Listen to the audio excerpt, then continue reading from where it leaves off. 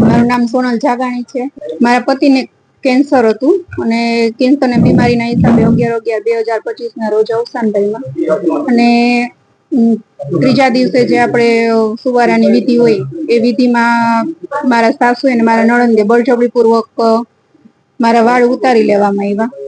વિરોધ તો મેં બહુ બધો કર્યો। મારા પપ્પાને મારે ફોન કરવો હતો તો એ ફોન મને ન કરવા દીધો। વાળ એટલા માટે ઉતારે કે તારા પતિ પાછળ જે કઈ ત્યાર પછીની વિધિ થાય તો એ વિધિ પહોંચશે નહીં એમ। એમાં એવું છે મારા સાસુની બધા એ ભૂવામાં ને જોરાવામાં ને એવું બધું બહુ માનતા। તો છેલ્લે તો મારા પતિની ટ્રીટમેન્ટ પણ બંધ કરાવી દીધી હતી અને ભૂવામાં આવી રીતના માની અને લોકોને એ જ સંદેશો કે આવું ક્યારેય થાય નહીં કોઈની હારે અને આ અંધશ્રદ્ધા હવે ફેલાવો અટકે અંધશ્રદ્ધા। મારે 2 સંતાન છે। 11 વર્ષનો બાબો છે અને 4 વર્ષની બેબી ને લગ્ન થયા હતા 12 વર્ષ। મારા સાસુ ને મારા નણંદ ના કહેવાથી માંગ તો બસ આ અંધશ્રદ્ધા કાર્યવાહી થવી જ જોઈએ। મારું નામ જગદીશ છે। હમણાં તો ત્રીજા દિવસે અહીંયા બેસણું હતું। બેસણામાં ગયા ત્યારે ખ્યાલ આવ્યો કે મારી દીકરી સાથે આવું થયું।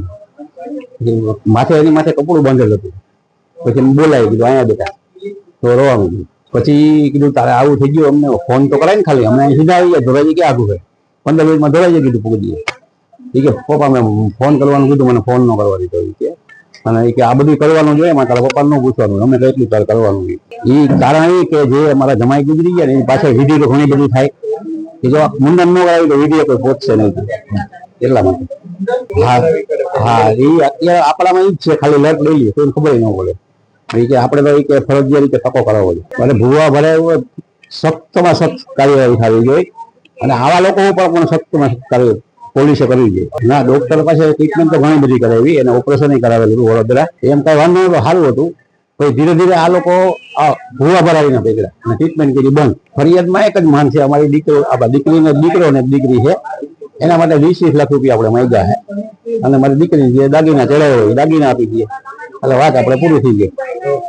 એટલે એ લોકોને કઈ આપવું નથી। અહીંયા 2 કરોડની મિલકત છે કાયદો હવે મારી દીકરી 50% ભાગીદાર ગણી ને એને આપણે એટલા માંગ્યા નથી પેલા આપણે ખાલી 20 લાખ રૂપિયા માંગ્યા તો એને આપવા નથી।